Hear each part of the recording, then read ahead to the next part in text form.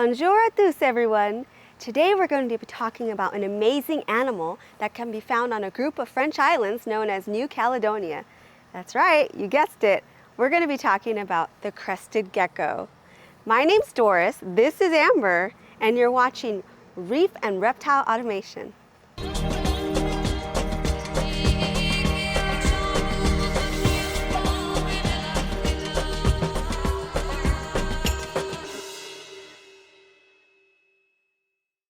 Let's first discuss some wildlife facts.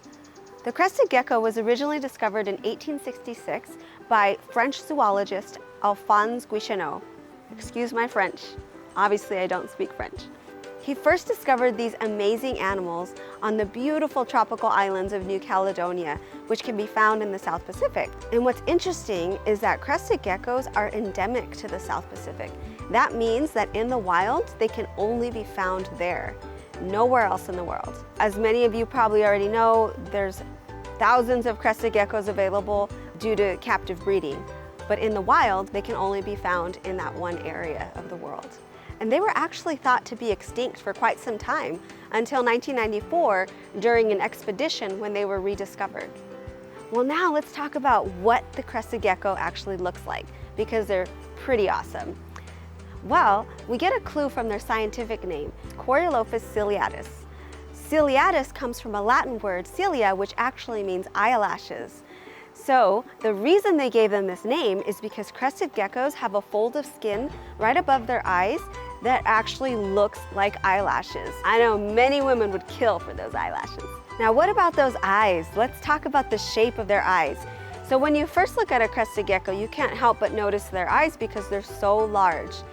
Interesting fact is that their pupils are actually vertical. And so there's an important reason for that, because crested geckos are nocturnal animals. They spend most of their time awake at night. So they have these vertical pupils because it allows their pupils to dilate even further to take in more light so then they can see at night. In fact, their eyes are 350 times more light sensitive than the human eye, which I think is pretty amazing. When you look at their irises, they don't come in a wide variety of colors. They usually range from like an orange to a rust color, but they're really beautiful when you look at them up close. They almost look like marbles. Something else to know is that they don't have eyelids. So that's one of the really cool features about crested geckos, is because they don't have eyelids, they don't blink, and they use their long tongues to clean the lens of their eye, clean it from debris and moisten it. So it's pretty fun to watch them do that, use their long tongues. So how about the shape of their body? Well, when you look at their body, their head has a wedge shape to it, and a unique feature is they have a crest that runs along each eye all the way along the length of their back. And so that is another reason why they have the name crested gecko, because of that unique feature. And each gecko crest can be varying colors. How about the size of these animals? So crested geckos can range from about 8 to 10 inches long, so they're not super large, which is a nice feature because that makes them easier to handle, but they're not so small that you can't hold them securely in your hand. Even though they're 8 to 10 inches long, their tail makes up about half of that length. Now, speaking of the tail, they have a really cool tail. They have what's called a prehensile tail, and this is because they're an arboreal species, meaning they live in the trees and the canopies of the rainforest. And so they use this tail to curl around branches so that they don't fall to the ground as easily. It's a protection for them. Crested geckos are notorious for losing their tail or dropping their tail. And they do this purposely, especially in the wild, to protect themselves from predators. It's their way of getting away from them. Actually, in the wild, most crested geckos do not have a tail. There are some reptiles that will grow their tail back, but crested geckos won't. And the good news is, if they lose their tail, their quality of life is not affected if you have them as a pet. They can live a long, full life without that tail. Basically, what you'll be left with is a cute little crested gecko with a little flat butt. Now let's talk about their color. In the wild, crested geckos come in quite a wide variety of colors, but captive bred geckos come in a much wider variety of colors. There's so many and they're so beautiful. Normally, when you look at a crested gecko, they have a series of lateral lines going down their back that are darker in color. And now, because of captive breeding, there are many, many color morphs. You have black morphs, lavender morphs, even lily whites, which are some of my favorites. Now, another amazing feature about these geckos is their feet and their toe pads. Their toe pads have these ridges on them called lamellae, which allow them to climb and stick to different surfaces. In fact, they could even climb glass because of it. Now, each lamellae ridge has thousands of hair-like projections. And even more amazing than that, each projection has hundreds of little filaments. But how do all of these work together to allow the gecko to climb and stick to things? Well, they use intermolecular forces called van der Waals forces.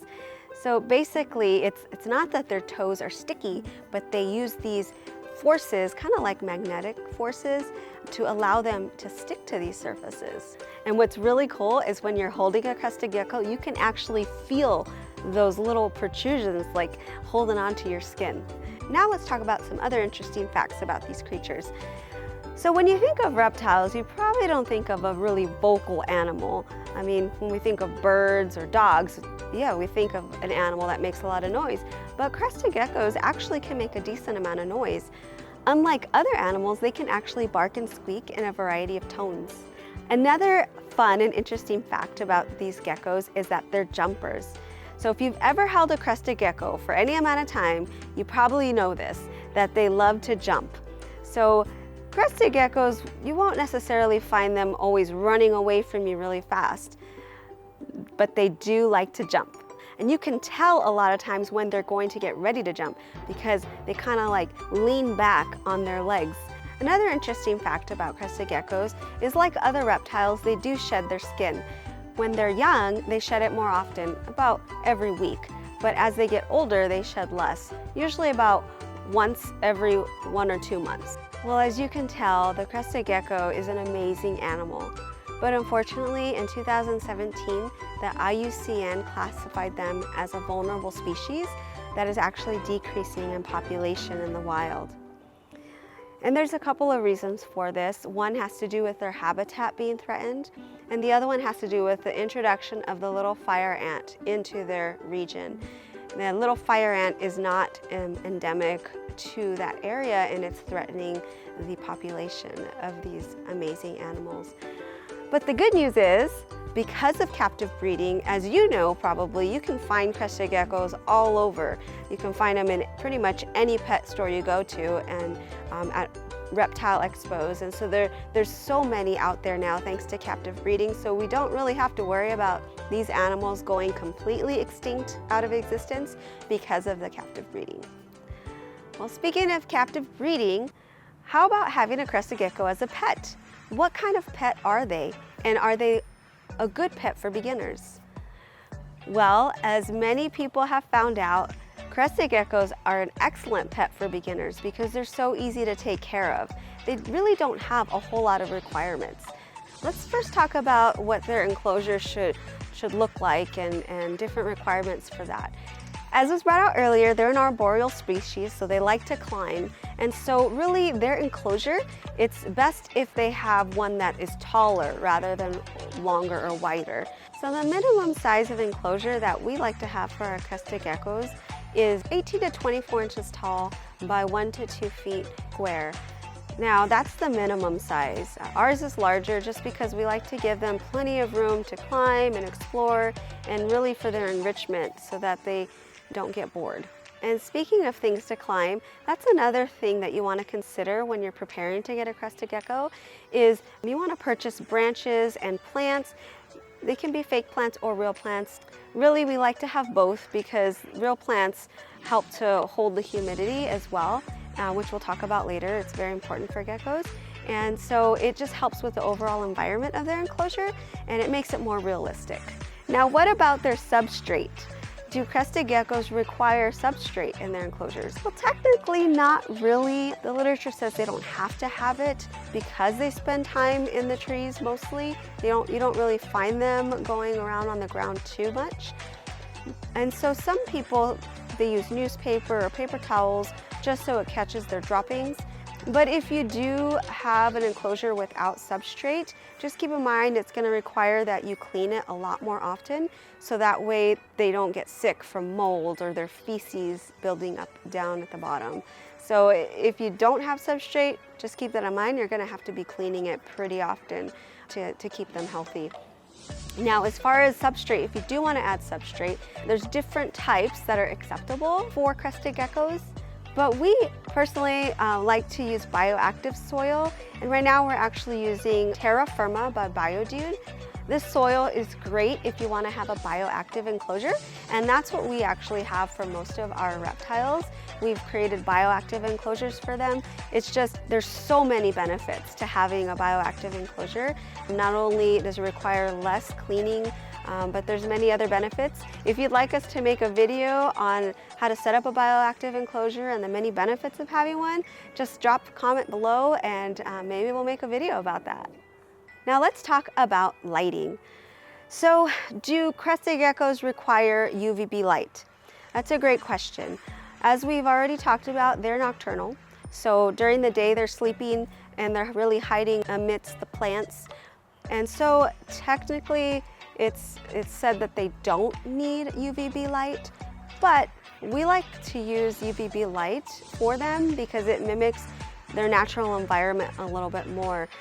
We know the sun comes out every day in their natural environment, and even though they're hiding amidst the trees and branches, they do get a little bit of that exposure, and so we do use UVB light in ours, and many reptile keepers choose to use the UVB light. So you can provide it, just make sure you provide enough hiding spaces for them so that they can avoid it during the day if they want to. And another factor is you want to make sure that you turn those lights off at night, just as in their natural environment the sun goes down and they don't have light at night. So you want to try to mimic that as well. Now that we've talked about their overall environment, their substrate, and their lighting, how about their temperature and humidity? Well, crested geckos really, you do need to provide temperature range for them. In the wild, they typically like between 68 to 80 degrees Fahrenheit. You don't really want to go below that or much above that because it could be detrimental to their health. And you can even kill your gecko if it's too hot or too cold. This isn't really a big deal for most people because most people keep crested geckos inside their home, and most homes really fall within that range of 68 to 80 degrees Fahrenheit. So most of the time it doesn't require any extra heating elements or cooling elements in their enclosure unless for some reason your home gets really cold or really hot. Now when it comes to humidity, crested geckos need a pretty high percentage of humidity because they live in the tropics of the South Pacific. So ideally you want to keep their humidity between 60 to 80%. Well, how do you keep their humidity within that range? Most people, if they don't have automatic misters, they'll manually mist a couple of times a day to make sure that that humidity level stays up long enough for them to thrive. Now, the nice thing about automatic misters is that you don't have to do that every day on your own. You can set a timer and set a time for those misters to go off. And so it's pretty simple. You just set it up initially and then you don't really have to worry about it afterwards. Something else that also helps to keep the humidity up is to have live plants and substrate. They just really help to hold the moisture in. And those plants are great because when you mist the enclosure, a lot of times the crested geckos will drink water from the droplets coming off of those plants. Well, that brings us now to feeding. What do they eat? What should you feed your crested gecko? Well, crested geckos are omnivores, so in the wild they eat a variety of very ripe fruit and bugs. But if you don't want to, if bugs kind of make you squirm, you don't have to feed them live bugs if you have them as a pet. They've actually come up with this paste that is very nutritious. It has all their vitamins in it, and it's as simple as just mixing some water in there and putting it in a little cup and putting it in their enclosure. So it's always nice if you can give them live bugs maybe once or twice a week to just kind of give them a variety. It is nice to do that, but you don't have to do that. It's totally okay if you just use the paste.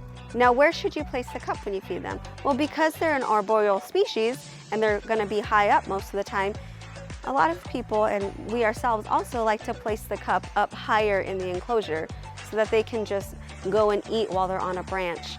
You don't necessarily need to provide them a water cup either, because as we talked about earlier, they usually drink from the water droplets when you miss the enclosure.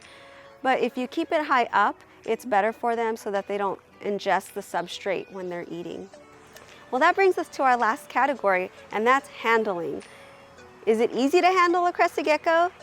Yes, the answer is yes. So crested geckos, they're not super heavy, they're not super small. You can hold them easily in your hand, and they're not the type of gecko that's going to just scurry off really fast and run away. For the most part, they're pretty easy to handle. The only thing you have to watch out for really is jumping. Any animal can bite, and so crested geckos can too. But even if they did bite you, it doesn't hurt.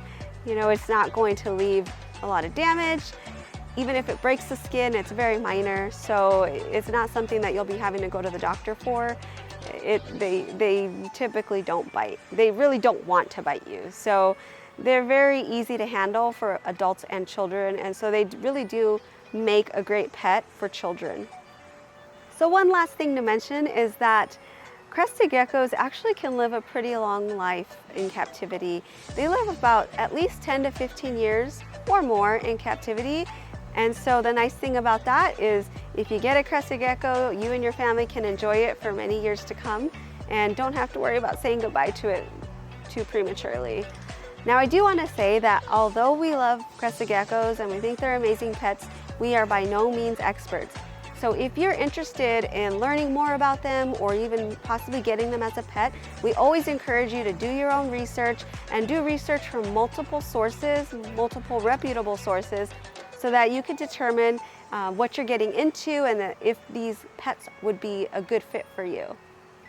Well, everyone, I hope you liked this video and you found some of the facts interesting. If so, please like and subscribe. It really helps us to continue making videos like this and to show you some amazing animals like Amber here. So until next time, see you guys later.